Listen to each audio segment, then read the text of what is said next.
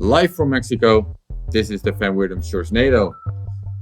I'm doing another episode without Sjors. Sjors will be back soon, but today I am joined by Lawrence, Nahum, and Ben Kaufman. We ran into each other here, and Lawrence told me Lawrence is working on a new, you're working on a hardware wallet.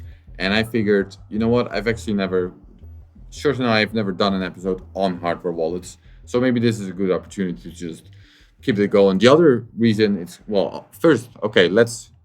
Lawrence, introduce yourself, please. Let's start there. All right, Lawrence Nahum, Chief Architect of Blockstream. I worked on various software wallets and now Jade Hardwood Wallet. Yeah, the Blockstream green wallet. Yep. That was your main project before this. Yeah. And now you're working on the Jade hardware wallets, also a Blockstream product. Yeah. Ben? Yeah, I'm Ben Kaufman. I'm working on Spectre wallet. It's a way to use your Bitcoin core node with hardware wallets, basically all of them. Yeah, so I wanted to do an episode on hardware wallets, and I've never really written extensively about hardware wallets, like the trade-offs there are, and there is some, debate and discussion on what are, the best hardware wallets or what are the best trade-offs to make. And so I figured if I'm going to do this episode with a developer of one hardware wallet, I kind of want to have a neutral expert sitting next to me to kind of tell me if Lawrence, if you're overselling everything like you always do. Everyone knows that you. That's Ben is going to be my sort of sidekick expert today. So I'll have questions for you here and there. If I don't understand something, or if Lawrence is overselling I will watch him. Call me out. I'll be watching him. And it's really cool to have you on as well, Lawrence, because when Sjors and I started our podcast, so you also do the Reckless Review podcast, right? So, yes, we do. So when Sjors and when we started our podcast, we were sort of making benchmarks for ourselves, but we didn't want to disappoint ourselves. So we figured, all right, our podcast needs to be at least as good as Reckless Review. So we set it like the lowest bar possible. Low bar, yeah. So there's no way we could fail. So, so it's great you're on as well. All right, let's start with a very basic question. Guys, what is a hardware wallet? Why do people use hardware wallets, or what are they for? I'll start. Yeah. And maybe before I say what a hardware wallet is, I'll say what a wallet is. A wallet is just some piece of software that holds your private keys, and together with those, it signs your transactions and maybe generates addresses and so on. So hardware wallet, it's just like a software wallet, but it has a much smaller surface of attack. So it's a device that is dedicated to one thing. So unlike your mobile, where you can, read the news, download video games, watch movies, and so on, a hardware wallet does just one thing, and that's, signing transactions, showing addresses, and so on. And I think one big benefit, but correct me if I'm wrong, that goes for both of you, is that a hardware wallet isn't connected to the internet, and therefore it can be hacked by outside parties in that way, at least. Would you agree that's a main benefit, or no? I don't agree, in the sense that ultimately your laptop is connected to the internet and your hardware wallet is connected to your laptop. Right. Some point, your hardware wallet is gonna hit the internet indirectly. At least that's the most common case. I mean, some people use offline laptops and so on, and you can definitely do that. But there's some work involved, and sometimes some devices use cable, some devices support cable as well as Bluetooth.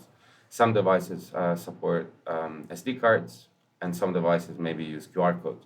But even those are still like a way to get, say, potentially code on those devices and maybe attack them. So if the main benefit is that it's a single-purpose computer, if that's how you explain it, I think, right? If I summarize it in like one sentence, it's a one-purpose computer. Why is that actually a good thing then? Why is that a benefit? Why is that something people want? It's or because should want? It's because it's not just a single-purpose computer. It's a small single-purpose computer that has been hardened to minimize what you can do with it, and thus there's less surface of attack. So the more software, the more bugs, the more security issues. Because it's single purpose, it has less code, less software, and so less bugs. But also, depending on the manufacturer, it may have some different kind of hardening.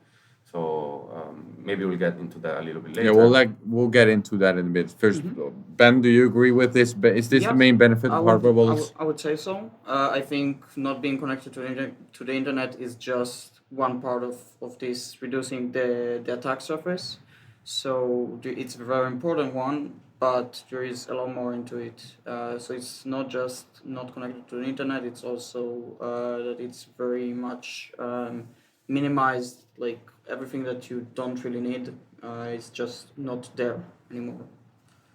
Yeah, so there's just less risk if there's less stuff, right? So let's get into some hardware wallets. We'll get into the Jade Wallet in a bit, but let's discuss some of the trade-offs that hardware wallets have made over the years, because there are different designs of hardware wallets. The first hardware wallet was Trezor. So how does Trezor, for example, work? Why is that secure, or why is that not secure? Maybe that's your opinion. Yeah, so Trezor is a USB device. There's a two, I think, now, Trezor T and Trezor 1. But basically, it's a small computer, a small device. I think it has a chip called the ST32 from ST Electronics. I think it's a French company. And yeah, they designed some firmware in C, that drives the display and listens to button events. Maybe in case someone doesn't know, what is firmware? What is that software actually? For hardware. Yeah, it's software specifically designed for a piece of hardware. Yes, right. And usually, maybe I'm wrong, but I think usually like it goes without operating system, and it's like bare bone to the iron, to the hardware, to the metal. Right. Yes. Not in all hardware wallets, but yes, in most of them. Right. So a Trezor is a piece of hardware with a piece of firmware, and that firmware secures your private keys and can be used to sign transactions, usually through another wallet like Spectre, for example. And Green supports Trezor too. Right. And then you broadcast that to the Bitcoin network. That's how it works. So the main purpose is there, it secures your keys in that sense. Now, I think one of the trade-offs of Trezor, so it usually works like it's secure in that sense until someone gets a hold of your actual Trezor. I think that's is that sort of one of the trade-offs or one of the problems there? Not necessarily. So Trezor is open source. The firmware is open source. I think the hardware is also open source, or at least used to be. From what I know, it's open source. And yeah, it has some. It tries to prevent extraction of keys, and unless you know the PIN or the passphrase, it prevents you from using it. But basically, unless you use a passphrase, it doesn't have physical security, because a number of independent companies or people manage to extract the secret, the private keys, the seed, the mnemonic. Yeah, physical security is what I refer to. Like if you actually get the device in your hand. Unless it has a strong passphrase, in which case you can't. You can extract the mnemonic, but then without the passphrase you cannot get the keys. Yeah, let's separate that out real quick. We mentioned so there's a PIN. Every hardware wallet usually has a PIN code. You just need to put the PIN in. Yeah. And then there's the private keys to, so you need a PIN to unlock the private keys, basically. But if you get it, and then there's the passphrase, which you mentioned. Yeah. So if you use a passphrase, which is just a password or just a long version of a password. It needs to be strong. If it's like in a dictionary, then it's trivial to brute force. Yeah, so if you have a Trezor and someone uses it with a passphrase, then it's as secure as the passphrase, at least. The problem is sort of that the PIN doesn't provide the security in case of a physical attack. Am I saying this right? Yes. Yeah. Yes. And so how would this physical attack, like, how does it work? Or is that even known? Or basically, you open the case of the Trezor, and you in Django it's called the glitch. You glitch it. There's various kind of glitches. Power glitches is one. I'm not an expert in the sense that I've never glitched hardware or never done this, but basically, yeah, I also heard that sometimes they use laser to glitch Trezor, and by glitching it, you basically change the instructions, and if you time it right, it works really well, and you can bypass the pin protection, for example, Right. and you can extract the seed. Right. So that's the main downside of Trezor. The main upside, I think, and you did mention this, but I want to make this more clear, is that it's completely open source. So we know exactly what the device is doing, what the firmware is doing, how it all works. Is that right? Yep. Yes. Right. And then, okay, so that's Trezor, and that's sort of, I think, and that's one of the reasons I mentioned Trezor as first. I think that's sort of on one end of that spectrum, of the sort of security trade-off spectrum, is that it's all open source, you know exactly what it's doing, but if someone gets their hand on the actual device and didn't use a strong passphrase, then it can be extracted in the way you just explained. So that's sort of one end of the spectrum. And then, as I understand it, on the other end of the spectrum, there's something like Ledger, which uses a secure chip, I believe. A secure element is called. Secure, yeah. So how does this work? Well, it's a chip that has extra protection, both in terms of glitching and in terms of All sorts of known attacks, basically. Whatever it's decapping the chip, whatever it's glitching it, whatever it's tempering it with temperature or whatever you can do. so Maybe I capping- should first ask, and maybe you were answering that question, but just to make the question very clear then, what is a secure element? Why is it secure? Why is it even called that? What is it? It's a chip like the same that Trezor uses, but it has extra protection. So Ben was talking about capping or uncapping. That's the process of removing layer by layer the material until you can actually see What it's doing. the secrets of the chip, and secure elements tend to have extra protection against that, so that basically it's very hard to use like a electronic microscope to read into the chip, say the flash to extract the key or whatever. I think I'm not again an expert on this, but I believe it has like a little like an electrical net that will destroy as soon as it will prevent you from reading, and if you try to move it, it will destroy the secret, something like that. Right. It's essentially a tamper-proof chip. But then, But then it comes. Usually, those chips come with NDAs, or in any capacity. It's like the tool chain. Often, it's not available to third parties unless they sign the NDA, or it's not open source, and so on. That's usually the downside. yeah, so that's a trade-off there. So the benefit is because of this secure element, this physical attack cannot be done. Well, they can. It's a matter of price. So maybe with Trezor, I heard that you can get equipment for say $200 to extract the key. With secure And elements, is that software or It's what? hardware. Oh, it's some actual hardware. tools, yes, but Yeah. it's very cheap. yeah, It is a it used to be few- more expensive, but basically it's some hardware that allows you to glitch it at the right time, so that some instructions get executed Got or it. don't get executed. And that kind of hardware does not exist for the secure element, or No, it it does. exists, but it's just way more expensive. Is that Basically, I don't. I mean, it exists. It's way more expensive to extract because you're gonna have far more failures. And maybe we're talking about $200 for Trezor. Maybe we're talking about $200,000 for Ledger, or maybe even $2 million for Ledger. And even then, it's much less guaranteed that you will manage to do that. It's way more risky because it's tamper-proof. Yeah, because the thing is, you don't care about, like, sometimes you care about extracting something from these secure element chips, and if you burn one, you don't care because you can buy more and try until you succeed. But in case of a Bitcoin wallet, you do care about succeeding on that specific wallet that has the coins. Otherwise, you don't really care about breaking an empty wallet. Right. So because of the secure element, it's much more expensive to extract the mnemonic. That's always the word I'm struggling with. Mnemonic or Thank you, yes. thank you, Lawrence. That's much, or the private keys, Yeah. basically. Yeah. So that's much harder to subtract. The trade-off is that you don't know exactly what the chip is doing. Is that it? No, That's part of it, I would say.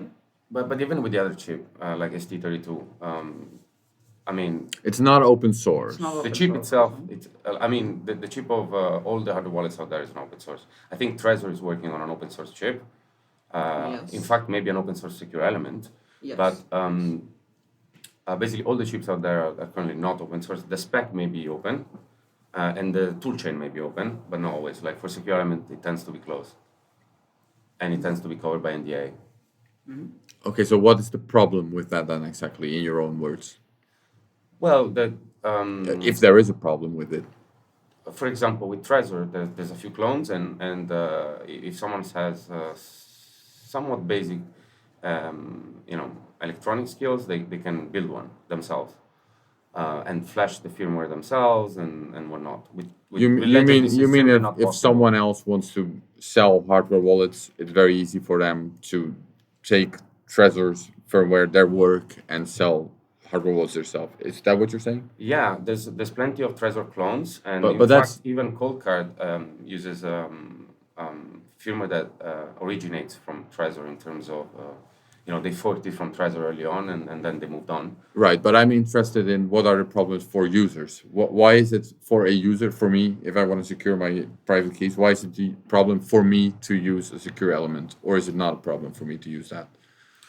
I would say it's mostly that they are covered by NDAs usually, and they're closed source mostly, which adds to it adds to the obscurity and risk in terms of you are not necessarily knows what the stuff is doing.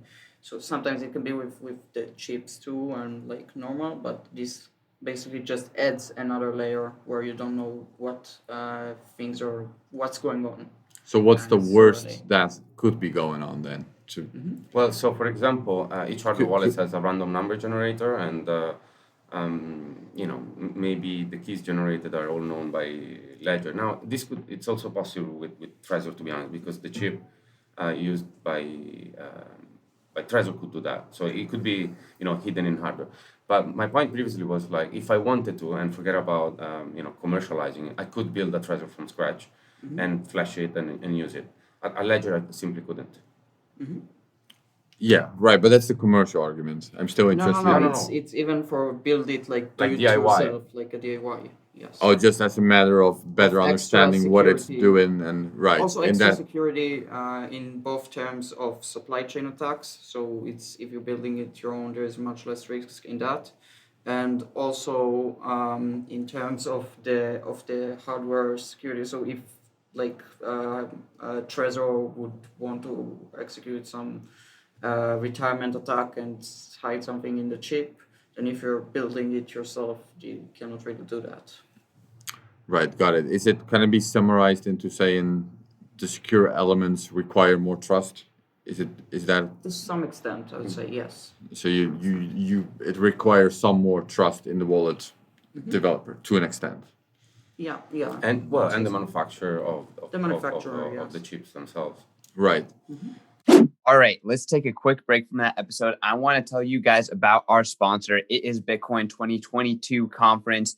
I am sure you saw the videos. You may have been there in person. Bitcoin 2021 was an absolute smashing success. It was the biggest conference in Bitcoin history, crypto history, whatever history of the digital asset sphere. Bitcoin is number one, and the Bitcoin 2021 conference is number one with a bullet. It was an absolutely incredible time. I was working my ass off the whole time, but I got to meet so many incredible community members. And I think the best testament to how amazing Bitcoin 2021 was not just all of the amazing, accolades and compliments that I got personally and our team got, but also it's the skin in the game in Bitcoin 2022. We have already sold close to 1,500 tickets. That is more than 10% of the people, everyone who went to Bitcoin 2021 have already purchased tickets to Bitcoin 2022. We have not released a date. We have not released a city. We have not released anything.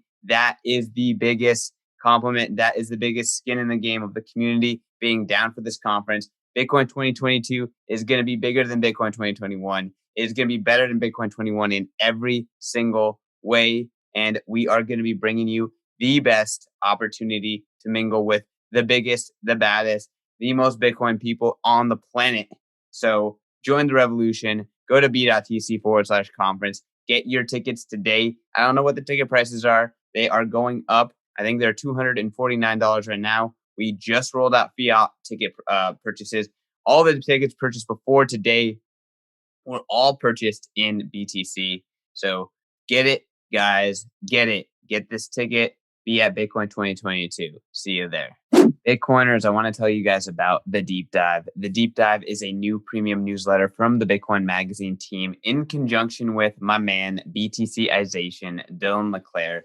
Dylan is such a multifaceted and wide-ranging analyst. He does everything from on-chain analytics to macro analysis to hash rate and all that kind of good stuff. He does it all. He breaks down everything that's happening every single day with his daily dive. He's going to dive into what is happening in the market that day. So that way you don't have to pay attention to Twitter. You don't have to pay attention to anything else. You can just pay attention to the deep dive, and he has you covered. And at the end of the week, guess what? You get a weekly recap.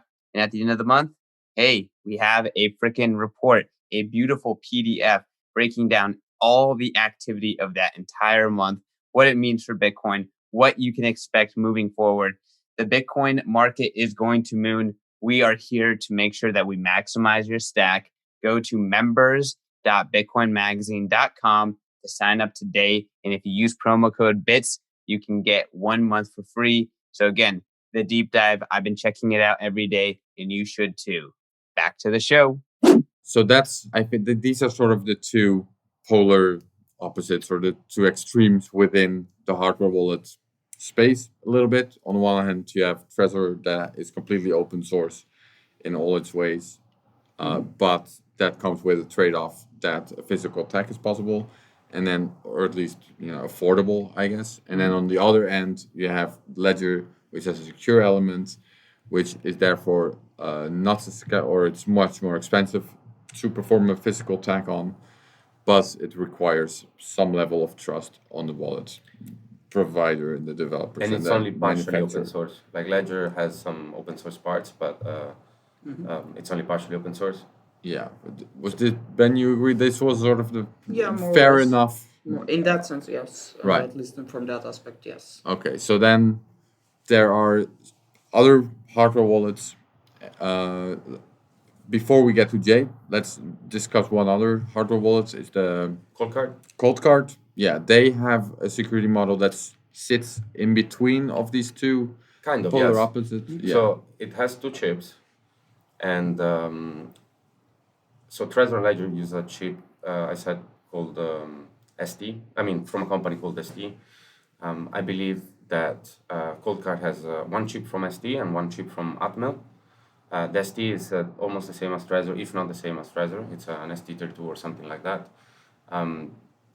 While the Atmel is a secure chip. It's not, I mean, some people call it a secure element, some people call it a secure chip, but it's not used, unlike Ledger, it's not used to sign transaction. It's only used almost as a black box to hold the keys against your PIN.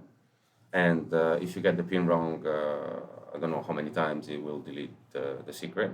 So when you get the PIN right, it will provide the key to the other chip. The chip will do whatever it needs to do, Trezor style, until it's powered or until you log out, say, of the wallet, and then it will disappear from memory and will be protected by this Atmel. Right. So two chips. One of them is pretty regular, same as what something like Trezor uses. Yeah. And the other is more like what Ledger uses. No, not quite. Not quite. But the important thing is that in Ledger model, all the operations for signing transactions happening on the secure element itself. On the ColdCard, it's not happening on the secure chip. It's happening on the normal chip. The only thing the secure chip is used for is storing the keys themselves, but they are getting loaded into the other chip while the ColdCard is actually in use. Yeah, no, that I got. But you also mentioned the secure element isn't quite as secure, or how do I think about that then? Or is it just a secure element that does less?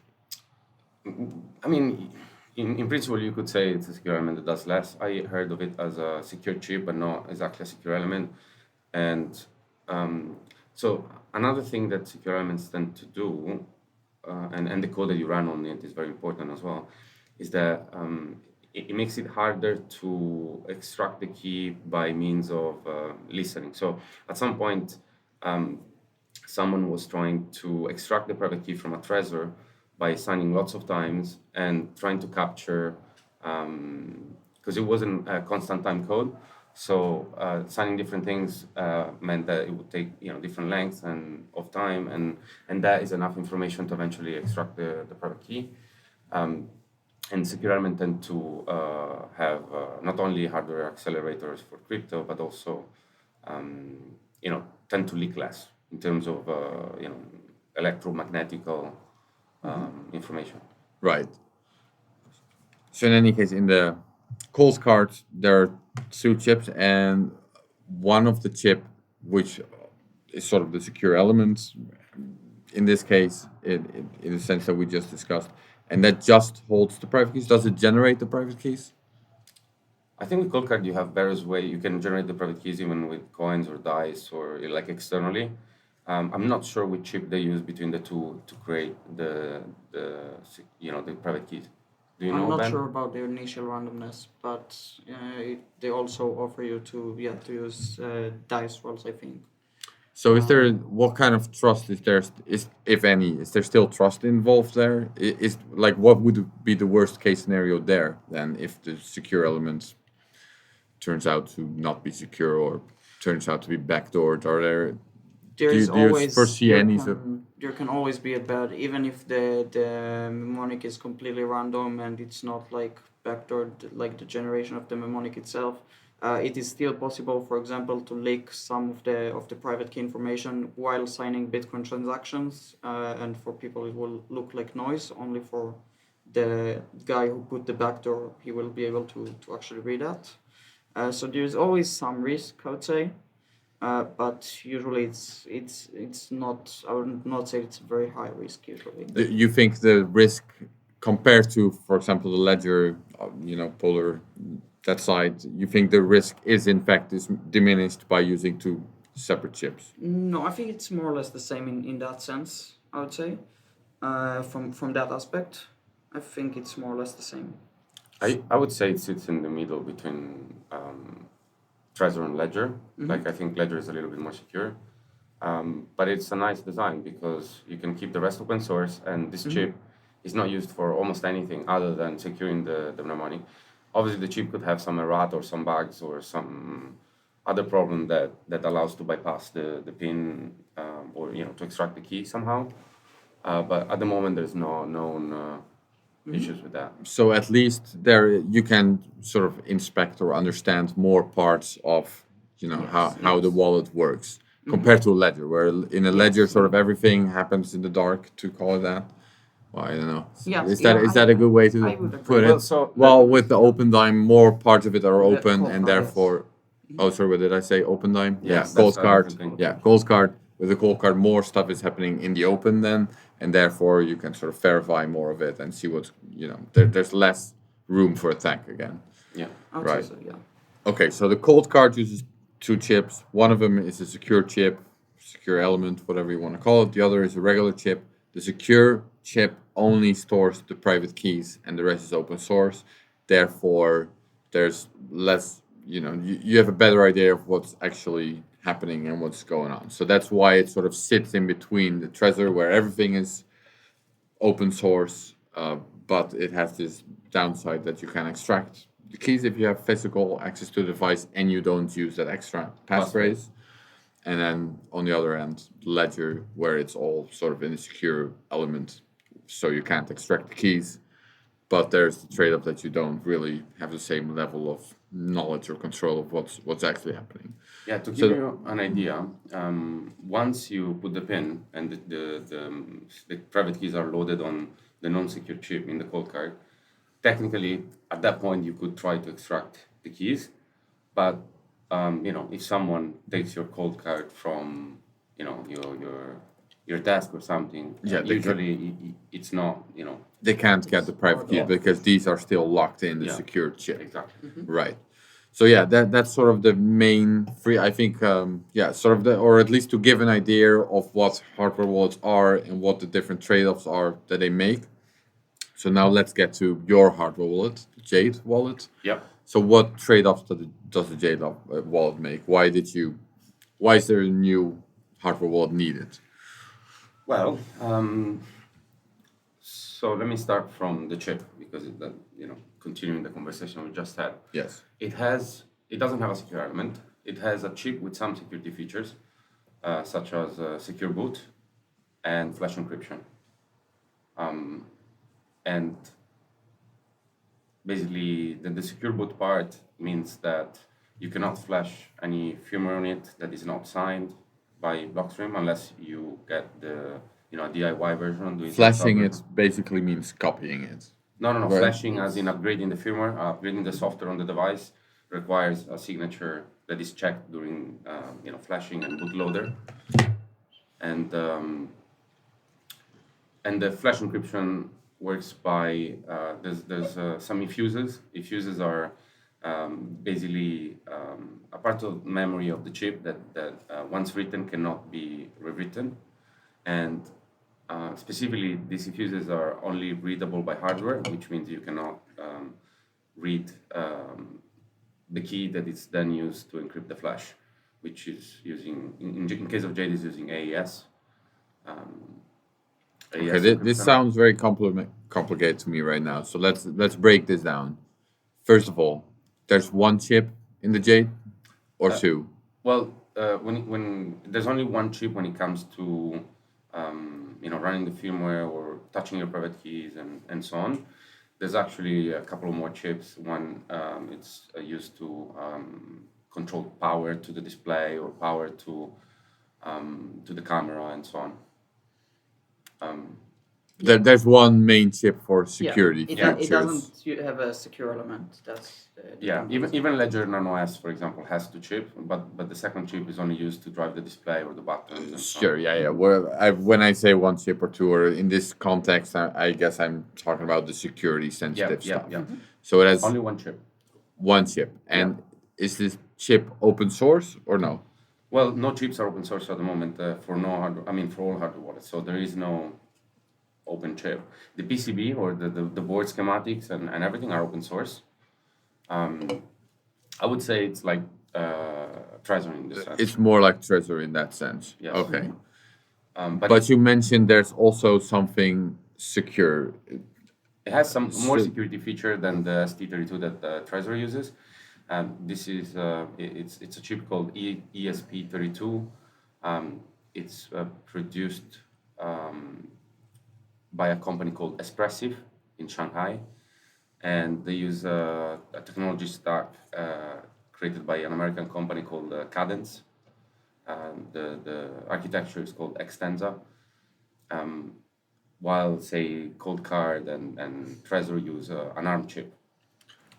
All right, so am I understanding correct that this chip, it's a bit like a secure element, but it uses a different technique in that sense? Well, it has some secure element features, but not as many as especially hardware measures as say the secure element used by Ledger.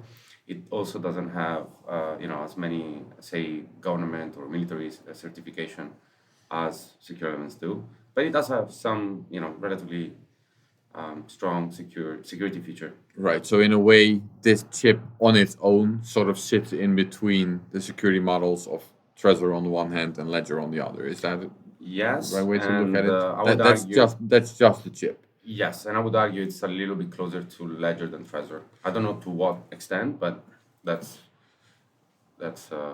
where I think it sits. Right. And then I think there is another, there's more to this wall. There's another sort of layer of security to sort of cover up for the fact that it's not as secure So, as Ledger in this sense. we're using But by the way, before we continue, do you agree with this summary, yes, Ben? This is- more or less. Yeah, I pretty much agree with it. Yes. Okay, so yeah, so to sort of compensate for the fact that this chip alone is not as secure as the Ledger secure element, at least for these physical attacks, there's another layer of security with the Jade Wallet. Is that right? Basically, we use all the security features that the chip has but we kind of assume that someone will manage to break them, or that maybe there's a bug, or maybe we assume that that wasn't enough, and so we created something that is kind of novel in the hardware wallet space. It's something that it's basically an improvement over a protocol that we designed for Green many years ago, because you cannot really encrypt private keys with a PIN because it's trivial to brute force. Let's say you have a 4-digit PIN, that's 10,000 tentatives, right? From 0 to 9999, right? And so that's terrible as encryption, right? It's trivial to brute force. And a PIN is not enough, is what you're saying. yeah. A passphrase would work if it's a good passphrase with good entropy and not not easy to find in a dictionary or something, or even a phrase in a book would be bad because people are brute forcing all sorts of things nowadays. Mm-hmm. And so we created a protocol where we can actually enforce 3 tentatives of the PIN, and we use strong encryption for the private keys for the mnemonic. We use AES 256, and there's basically a blind PIN server. By blind I mean it doesn't know anything about you, it doesn't know anything about your public keys or even the private keys or IPs or anything like that, or email or nothing. And basically there's the firmware of Jade has the public key of the server embedded, like it's written in the firmware, and there is a server somewhere, and the server has a public key, and that is embedded in the firmware of the hardware wallet. Yes, and the server is open source. You can run your own if you want. We recently added the functionality so that you can run your own if you don't want to use ours. And we're also currently working on a design where we have multiple servers with redundancies and whatnot. Mm-hmm. But basically, there's a protocol where there's a negotiation. There's a key, an encryption key that's generated, and you provide a PIN to the server. The server doesn't actually see your PIN. They see a hash of the PIN plus some nonce that is kept on Jade, on the hardware, and if you provide the right one, it will give you this key that it's used to encrypt the private key or the mnemonic. Okay, hang on. Normally, the private keys on a hardware wallet are encrypted, if we even can call it that, with a PIN. No, they're not encrypted. Usually, they're not encrypted. Wait, so They're what does the PIN do protected with then? the PIN, Yeah, they're basically. protected by a PIN. Oh, but that's not No, encryption. it just checks if the PIN is correct, then it will use the private key, or if it's not correct. Basically, there's no point ever encrypting something with the 4 digits. Right. So, but on your wallet, the keys are encrypted. Not only are they encrypted because we use flash encryption, but then on top of that, we encrypt it again with a key that is kept on a remote server, which you can run on your own and works with Tor and whatnot. Mm-hmm. And the idea is that instead of using a passphrase or just a non-encrypted access by PIN, we encrypt with strong encryption, 256 AES. And the key is not on Jade. The key is on a remote server, and the server will only give it to you if you get the PIN right. If you get the PIN wrong 3 times, both Jade and the server will delete everything. So there's an external connection. You need the PIN to get the key from the server, which in decrypts the keys on your device. Yes. Did I explain it? Yeah. Right. But there is no actual connection from Jade to the server. It's just that when you connect it to, say, your Android or iOS or desktop or laptop, whatever, your software wallet will communicate with the hardware wallet, and there's this bit where if you want to enter the PIN, there's going to be a message that gets passed to the companion app, and then companion app passes it to the server. Now, the companion app is completely blind to this, so it doesn't know whether you're requesting or setting a PIN. It doesn't know the contents of these messages because all the communication between the device and the remote endpoint are encrypted. Before we get back to the episode, I want to tell you guys about Bitcoin Magazine. Bitcoin Magazine is the oldest publication covering Bitcoin, and we've been covering Bitcoin since 2012. Y'all, I'm so proud to be working for Bitcoin Magazine. We spend all day trying to scour the internet for the top news, the top plebs, the top subjects, conversations, everything that has to do with BTC, the asset, BTC, the culture, BTC, the revolution. We are here for it. We are here for BTC and BTC only, and we want to give back to the Bitcoin community. Hit us up if you want to contribute. And go follow us on Twitter. Go subscribe to this podcast. Go follow us on YouTube. All of the places that you can find Bitcoin Magazine, we are there. Instagram, Reddit, everywhere. We're there. We're there. Follow us for the best Bitcoin knowledge. Back to the episode. So in that sense, the extra layer of security, I guess, if I'm getting it right, is that normally with a physical attack, you get this device in your hand and you can sort of keep spoofing the keys, the pin. I mean, you can keep spoofing the pin or in some way extract If you it or manage something. to glitch it in some way, then yes. Yeah, especially with the open source types, then, right? That was sort of the problem there. In this case, because you're not 100, well, you're adding an extra layer of security. So in this case, there's definitely a server that's also required to decrypt it. And if the server sees a pin 3 times that's not correct, then the keys are deleted. Yeah, and the decryption key is deleted. yeah, encryption, decryption, it's deleted. But also Jade will notice that you got it wrong 3 times and will also delete everything. Just like the other hardware wallet. You could almost see it as a ColdCard, but instead of an ST32, the chip has some higher security features like encryption and secure boot. And then the other chip, instead of being on the device, is kind of remote. Yeah, pretty much. I think that also ColdCard has secure boot, but I'm not 100% sure about that. But anyway, yes, I would say that instead of having the main difference is that instead of having the chip, everything in like on the device, then there is another protection layer which is from a remote place. So the most obvious question that comes to my mind is what happens if the server goes offline? Does that, in that case, it means your coins are locked, gone? Yeah, so that's one of the reasons we have the server being open source and you can run your own, and also the redundancy of the new design that we're having for the blind pin server. But ultimately, you have like the device could break, just like all hardware wallets can break, or maybe you forget them in the washing machine or something in your clothes or whatever. The point is you need to have a mnemonic backup or private key backup, and if the server is down, you can just use the backup. So as long as you have the backup, you're safe, even if the server goes down. The only difference compared to other hardware wallets is that if the server goes down and you don't have a backup, then just the pin will not be enough compared to other hardware wallets where it will be. That's the main difference, I'd say. Right. Yeah, that's important to mention because you basically always need a backup for a wallet anyways, for hardware wallets. Like and in this case, you would still have the backup even if the server goes offline. You still have that. Yeah. Right. Yes. You would still By the have way, that. Jade has a modality, a mode that works without the pin server, and the mnemonic is remembered as long as the device is powered. As soon as you power it off, it's all gone. So you could have, a situation where you just, even if the server is down, you just enter the keys again. Sorry, the mnemonics again on the device, and you can use it without the pin server, Right. like as an emergency situation. Okay, so we've now covered 4 hardware wallets. So let me see if I can sort of explain the trade-offs here in a decent way. And Ben, please correct me if I'm making a big mistake here somewhere.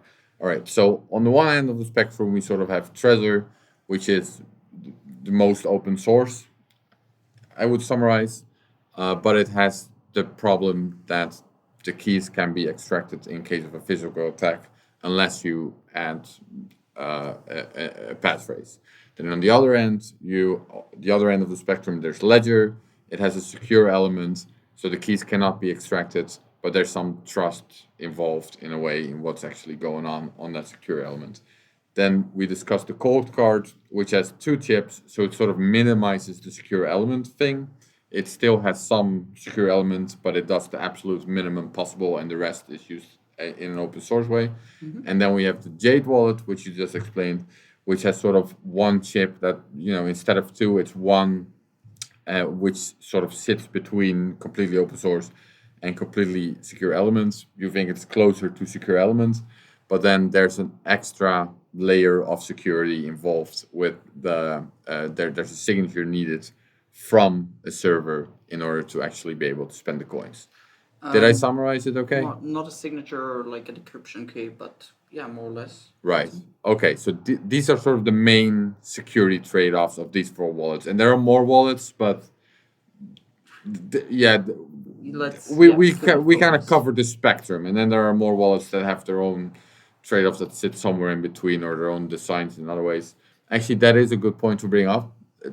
There are other differences between the hardware wallets, of course. We've now discussed the hardware, the security trade-offs, but let's very briefly maybe mention some of the other design choices that could be interesting for people to know about, like how does it connect to your computer, or there are these kind of differences as well, right, Lawrence?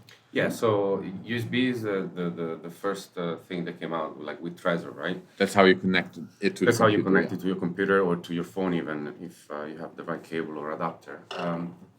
Then Ledger came out with the Nano X, which has Bluetooth support. ColdCard came out with SD card support as well as cable, USB cable. There's some that use QR code. Jade is kind of using USB as well as Bluetooth as well as QR codes. QR codes are not enabled yet in the firmware. It actually has like a camera thing, right? To scan QR it has codes. a camera, which we do use internally for debugging and testing, like loading the mnemonics faster than having to type them in, for example. But that's only for development at the moment. And actually, this affects also trade-offs in terms of security, because everything with radio, it's easier to attack remotely, which is why we have like 2 firmware variants, one with BLE support and one without, and it's not even compiled in and it's completely disabled. So Right. there's various ways. You mentioned that there's some security trade-off maybe involved, but this is mostly about usability, this kind of stuff. I mean, yes. For example, on iOS, there's no way other than Bluetooth or maybe QR codes to use iOS. And so if you want to use iOS, Bluetooth is kind of like the way forward. Right. Okay, then I want to ask one last question, because we're gonna have to. The podcast has been getting pretty long and also pretty heavy, I think. You have a intense stare, Lawrence. You're zoned in.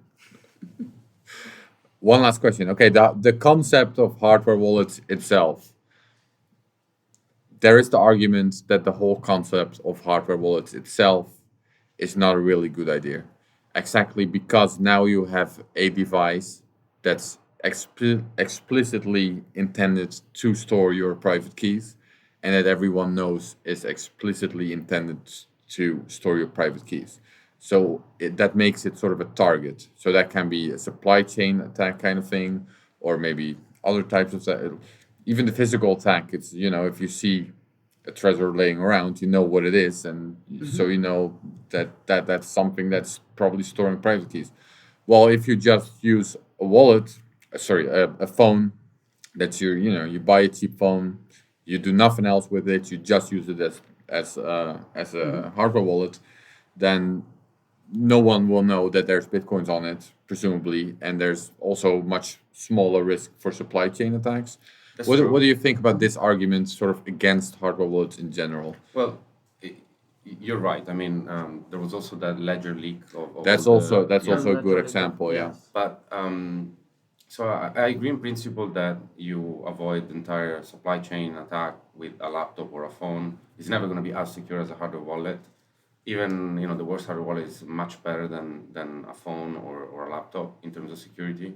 Do you agree with this, Ben? Yes. So it's different trade-offs in terms of security. So in this sense, it's a supply chain risk versus physical risks and etc.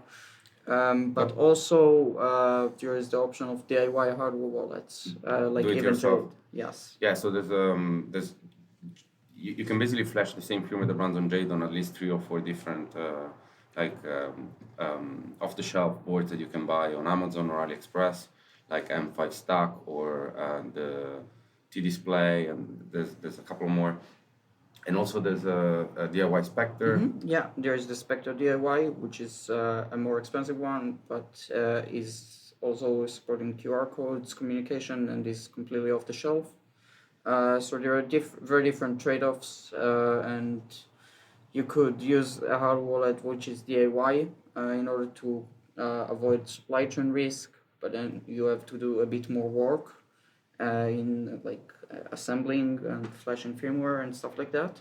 So it's always trade-off between some things, either convenience and usability and security, physical security, supply chain risks. All of that needs to be taken into account.